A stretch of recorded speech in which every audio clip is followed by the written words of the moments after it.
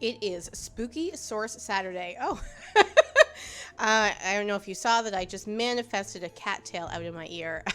Spooky Source Saturday. I am Dr. Samantha Cotrera for the Imagining a New We video blog, a video series designed to help history teachers and other history educators teach history in ways that are more meaningful, transformative, and inclusive for their students.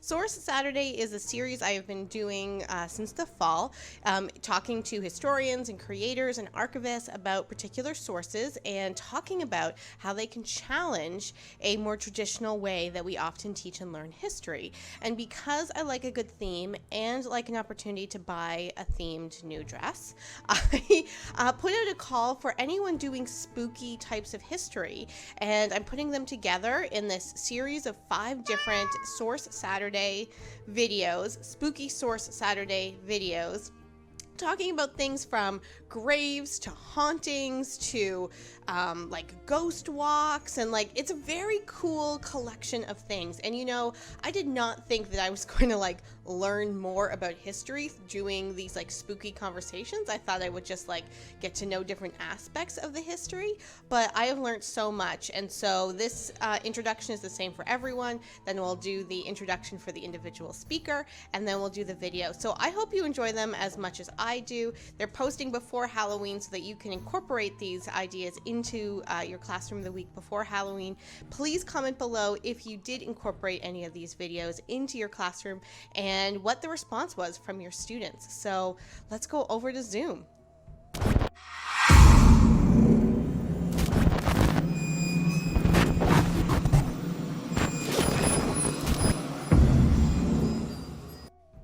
In this video, I am talking to, well, me and B. We'll see if she stays around or if she gets any more enthusiasm.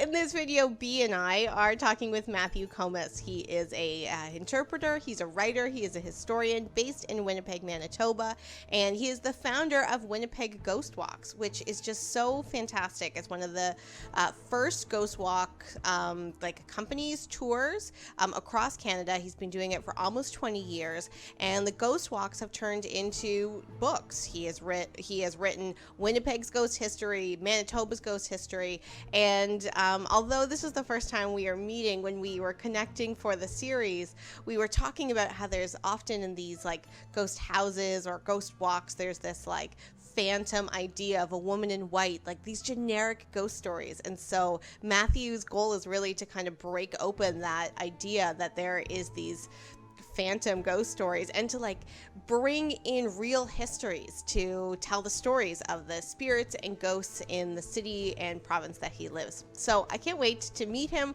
Let's go over to Zoom and see Matthew. Matthew, I am really excited to connect with you. I'm sure you're very busy in October, although maybe COVID has changed some things. I am really excited to talk about Winnipeg Ghost Walks and your work kind of generally. So do you want to introduce yourself before we get started? Yes, so thanks for having me. My name is Matthew Komus. I'm a tour guide, storyteller, a writer, museum educator. I guess wear a lot of different hats. But I've started specializing in using sort of haunted history or paranormal history to help, or basically paranormal stories to help teach people about history. And I'm so intrigued. So, I'm doing this like spooky series and I'm talking to people that are related to like spooky things. But when we talked beforehand, I'm so intrigued by the way that you want to move from these kind of cliche type ghost stories, because they like, how many women in white can there be? Apparently a lot. A lot, apparently. So can you tell me a little bit about your work? Sure. I'll let you know a little bit how I kind of got started. It was sort of by accident. I was doing a lot of programs on heritage sites dealing with, more traditional history and architecture tours and programs. And people always would ask, oh, is this building haunted? Is there a ghost? Can you tell us a ghost story? Didn't matter the subject you were talking about, that's what they wanted to know. So I started looking around, finding there were lots of ghost stories. And then I began it as a tour. First night of the tour, it's pouring rain, it's cold. I know this is trying not to make the stereotype of Winnipeg, but that's what it was that night. Right. And I thought I could show up, wait 10 minutes and go home. and I had 20 people waiting in the cold rain. Wow. So that's where people want to hear these stories. So how long have you been doing the haunted walks? A little bit over 10 years now, actually. Started in 2009. So what have you kind of learned from finding the ghost stories, sharing the ghost stories, having people receive the ghost stories? How has it like shaped how you read the past and read these histories? I think it's sort of a different way of looking at it. Often, I think sometimes in the past people get bogged down in sort of the dates, the key events. Though ghost stories sometimes touch on those big events or those big names. Look at basically people who maybe didn't get the same amount of attention, don't have books written about them. So you get a wider spectrum of people that were living at that time, I think, is one thing you get from the ghosts. And like, perhaps, I mean, when you said, normally when we're doing history, we're doing these like big names and dates, and sometimes they interact, but not always. Like, to me, it really like identifies, yes, like the mundane, but also just like people's experiences and like things like passions and anger and lust and love and like all of that like groundswell of emotion that like national history, I think, takes out on purpose, because the idea is to do big names and dates. Yeah, absolutely. You sort of get those stories, those details. So, for example, is when I look at in an older hotel, and it involves basically, in some ways, it's a story that you could almost connect to the Me Too movement and women's rights, because it involves a person who basically became interested in a woman, wouldn't take no for an answer, and ends up murdering her. That story has now been tied into the ghost story. So it can be tricky, because you're not trying to exploit something. Even though this happened 80, 90 years ago, everyone involved, of course, is long dead. But it's interesting how you do sort of see some of those parallels where people sometimes want to almost give like, oh, this stuff didn't happen in the past. There wasn't scandals. There weren't people cheating on spouses or murdering partners. You kind of think this, how, things are so bad these days. I was like, well, these are universal. They've been around forever, those sort of issues. Yeah, and I think the more this is just like my own personal opinion from thinking about a lot of these issues, but I think the more that we recognize those things in the past, things like gender-based violence, corruption, the more we can like work through them in the present, because we're recognizing that they aren't like a staple of our modern ways, but it's something that like a deep wound that we need to kind of fix. So we talked about like moving away from the woman in white, the kind of classic story. So why is that such a cliched story, and how does the work that you do move away from those kind of cliched ghosts? When I think it's sort of, the woman in white, when, for example, that story seems to be placed in any old hotel in Canada has a woman in white. It doesn't seem to matter where you are, they'll have one. Usually something, terrible happened to her on her wedding night is usually how it goes. Dangerous wedding nights. Yeah, exactly. I like to then sometimes when people would tell me, and when I've researched a lot of these stories in buildings, it's amazing how often people tell me, oh, it's haunted because this horrible murder, or there's this axe murder here. And you start going to the sources, doing a little more research, and you're like, well, it's strange that this horrible tragedy happened, and yet nobody thought to write about it in the newspapers that were, publishing at the time. So what I found to get sort of away from that woman in the white, and I've yet to find a story referencing that. To find a story referencing the woman in white is, you would actually start to find some of these real ones. Like I mentioned the example of the hotel where it was this very tragic, violent case, and it had been researched. The police museum had done extensive research on it. Someone had written a short sort of booklet on it. So it's finding those kind of stories, the actual stories. One I found really interesting involves the Burton Cummings Theatre. It used to be called the Walker Theatre. And it talks about this couple, basically middle-aged couple, standing on stage, ghostly couple. And in this particular case, the ghost story itself isn't maybe that unique, but it connects back to the Empress of Ireland, which is a large passenger liner. And then when I started doing research, found out, yes, the couple, Lawrence Irving and Mabel Hackney, they did their final show in Winnipeg. They get on a train, they get on the Empress of Ireland, and the ship goes down. And his body's found floating in the water. Her body's never found. So the idea of them coming back to haunt the theater fits so well to what should be a well-known Canadian history story, but I would say like 98% of people on my tours have never heard of the Empress of Ireland, even though more passengers died on it than on the Titanic. Wow. Yep, that's not something I've ever heard of. So that's kind of finding those actual stories as opposed to just, yeah, as you said, like the woman in white, the ones that have sort of details that can be put anywhere. What I really look for is stories that I can tie into a particular place. With my tours, with my books, I'm only using identifiable buildings. A lot of ghost books often do, all this strange stuff happened in this house in the suburbs. But that house could be Winnipeg, but that house could be Edmonton, that house could be Sudbury. It can be anywhere. Well, just to take a step back for people who might not know what we mean when we say women in white, because I just realized, like, we get it, but maybe other people don't, that, like, there just seems to be a very large swath of ghost stories of a woman wearing white, haunting some sort of building. Like you said, maybe she was... maybe she had a very bad wedding night. Maybe her beloved was lost at sea. But like, there just seems to be a lot of ghosts who are white women wearing white, haunting particular places. And like you said, there is a story that doesn't actually have any place. And that's what's really interesting about your stories is because you really want it ground in a place. Yeah. To give another example, sort of a place, is I do tours and programs with Seven Oaks House Museum. It's a historic home seasonal museum in Winnipeg. It's the oldest house. It goes back about 150 years. And when we were sort of going through, realizing how many people have died in this particular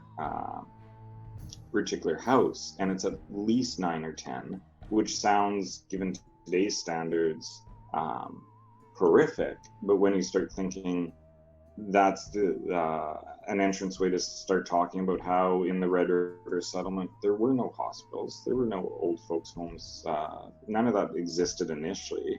So having 9 or 10 people die in the house really isn't that outlandish. But then the story we like to tell involved a man called William McMurray, actually, who Fort McMurray is named after. And tragically, he was the son-in-law of the family there. He was visiting, and he chokes to death and dies during the family dinner in the dining room. And it's a rather gruesome one. And again, so much with ghost stories is you have to look at it's stuff you never want to include, but when 150 years have passed, it sort of opens it up more. But people have felt someone sort of grabbing or touching them from the dining room. So then you're tying this ghost story, that we were told, and people who've made these claims were unaware that he choked to death in the dining room.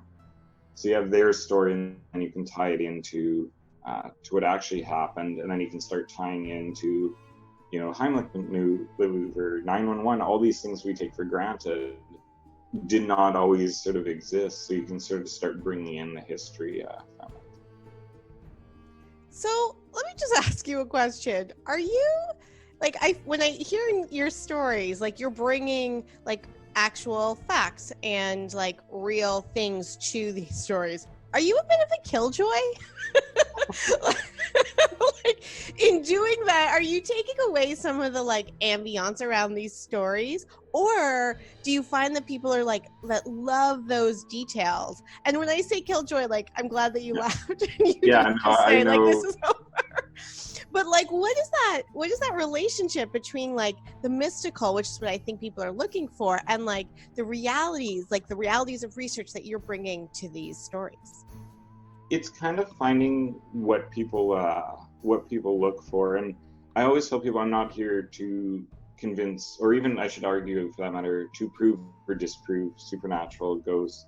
There are people that like to really do investigation tours and bring out detectors and try to talk to the spirit world, and I think that's great, and that definitely has a following. But there's also a lot of people that's not their cup of tea, and in some ways either they're just not interested or it even sort of turns them off a bit. So I think you have a lot of people that are just, it's kind of like when you sit around the campfire, you want to hear that spooky story, but you don't necessarily need to be trying to prove if ghosts exist. And we're also different, and this is a challenge to all ghost tours like mine have, letting people know it's not a haunted house. As I tell people, if somebody jumps out, I'm going to be just as scared. But a lot of people don't like always the jump scares, or they find haunted houses just can be cheesy sort of thing. Mm-hmm. So it's sort of finding that niche, that group that basically wants to hear stories. And I when he said it's a killjoy laugh, because one review in my book talked about too much history, not enough ghosts. So in my second book, I tried to push the ghosts a little more. So. Well, before we talk about your book, I went on a ghost tour, not your ghost tour. I'm in Toronto, so I went on a ghost tour in Toronto. And like, I know a lot about Toronto. When people come to visit, I apparently give historical tours. I don't even realize it. I just think I'm like showing them around Toronto, but I'm like, oh, did you know this? So, I mean, I know a fair bit. And when I went on a ghost tour, I learned more than I had on any tour before. And can I remember like the ghost stories? No, but I can remember like the stories of people and the details of architecture that I hadn't noticed before. And in a way, it's like a different level of ghost. It's not like this woman in white, but it's just like these people that surround us through the fact that we are like layered on the past and we just never acknowledge. So it's kind of interesting that you kind of think of your work in a similar way, and that response wasn't just like a grumpy history educator being like, I'm not going to learn anything on this tour. Yeah, no, I think that's definitely true, and I think obviously not all ghost tours, but I think you find a lot of them really are bringing out that local history, especially the ones. I'm fortunate in Winnipeg; it's a smaller market, but in large cities, and I don't know for sure, Toronto may be one where they have sometimes almost like pop-up ghost tours where people are like, oh, this is an idea, I can make lots of money. But it's the ones that have been around for longer or come back year after year that you really start to get these stories with the places. The ones that seem to just be trying to get the Halloween business, you're probably going to hear a lot of women in white. Yeah. Stories. Oh, look at that building that was built in the 80s. There's a Victorian woman like that haunts the top floor, that haunts the penthouse. She goes swimming at the spa. So let's talk about your books. One of them is on the website, Haunted Winnipeg, and you have another one, right? Yes, Haunted Manitoba. Really on the website. That's fine. You don't need to promote yourself. Yeah. Haunted Winnipeg, and then Haunted Manitoba, and they're similar. They introduce the buildings basically by talking about history, and then it gets into the ghost stories connected to it. So I try to cover different, some are houses, some are businesses, a lot of museums, in part because that's a field I work in, so I had those connections. But museums seem to have a lot of ghosts, which I guess dealing again with the old, and most are in old buildings. Theaters too. Some people say it's connected to the amount of emotion and energy put out in the theater. Other people think actors tend to be quite superstitious, very much believing in spirits. So it seems almost every theater you can find a ghost. And Actors are also drama queens, like literally. So if they were to die, I'm sure they would want a second reprieve as a spirit anyway. Well, that's the story I mentioned earlier with the Walker Theaters, the idea that they're putting on their final show over and over and over again.